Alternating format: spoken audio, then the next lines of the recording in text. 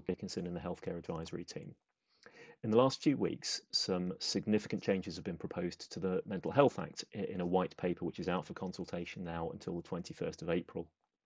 The big changes are about increasing the autonomy for patients where the Mental Health Act is used, about addressing the disproportionate impact on Black and ethnic minority groups, and on taking out of the scope of longer term detention groups of patients with a learning disability or autism.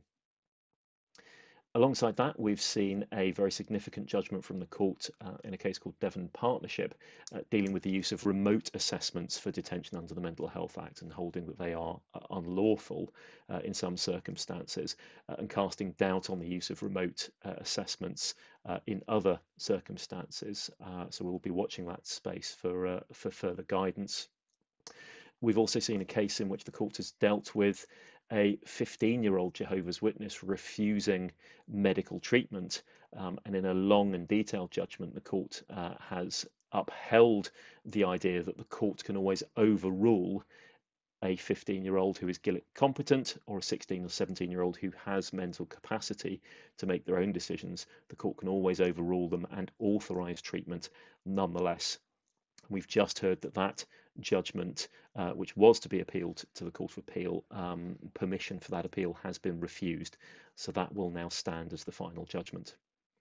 In the meantime, the inquest's caseload we see is still keeping very busy as coroners continue to deal with cases both in person, remotely and on a hybrid basis, and we expect a great deal more inquest work to come through in the next few months as the backlog is tackled. Coming up in the next few weeks, we expect to see the government's response to the independent inquiry into Ian Paterson, which will be very significant for the independent healthcare sector, as well as the NHS more widely.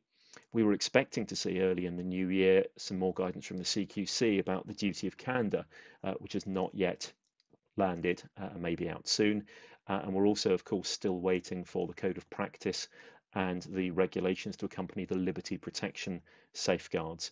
And we will have to be seeing those fairly soon if the revised deadline for implementation of April 2022 is going to be met.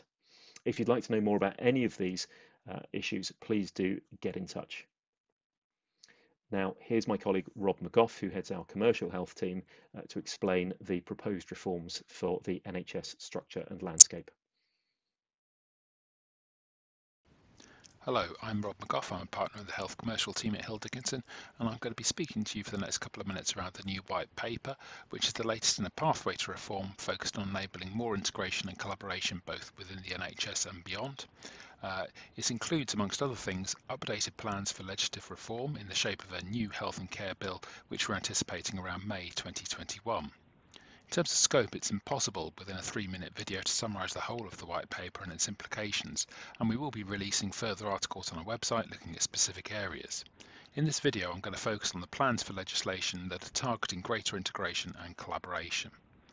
The major reorganisation within the white paper is the proposed subsuming of the functions which CCG is currently carrying out around commissioning into new integrated care systems or ICSs, which have been formed in shadow form and working outside of being statutory bodies previously, but the intention is that these are now going to become statutory bodies with their own responsibilities and functions. So clearly a lot has already been done around collaboration and integration in the NHS and across local authorities and local bodies on the ground to establish integrated collaborative working practices. The white paper emphasises that the aim of the legislation is to support those arrangements that have been shown to work rather than work as a bar to further evolution at local level. It's intended to act then as a framework with the legislation, which is there intended to be some flexibility for local bodies to make arrangements to suit their local populations at a place level. The legislation itself is going to introduce an express duty to collaborate on NHS organisations and local authorities, replacing effectively the couple of duties that we have within the Health and Social Care Act, and there will be anticipated to be additional guidance around how this duty is to be interpreted. Also, the triple aim requirement is going to be placed on health bodies to ensure that in all the work they're doing, they simultaneously are pursuing aims of better health and well-being, better quality of health services for individuals, and sustainable use of NHS resources. The proposals in the white paper aim to establish the integrated care systems as statutory NHS bodies, as I say, and to enable them to make decisions more easily and to delegate their key functions down to organisations at place and to provider collaboratives.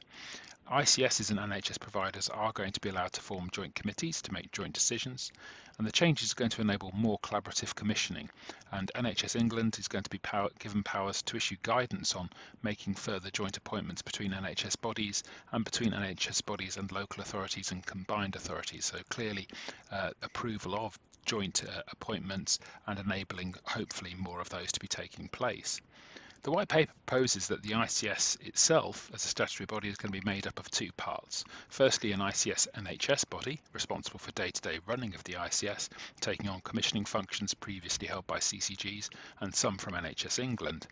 It will develop plans to meet local population health needs, capital plan for local providers, and through either commissioning itself or delegating down to that place level, including provider collaboratives, securing health services for its population. The second part of this will be an ICS health and care partnership, drawing membership from a wider range of organisations than the NHS body, such as health and wellbeing boards, Health Watch, voluntary sector, and others. The idea is for the Health and Care Partnership to act as a forum for agreeing coordinated action, alignment of funding potentially between the NHS and local authority in the earlier stages, but beyond that, performing effectively a strategic plan across the system, which the ICS NHS body and local authorities will need to have regard to.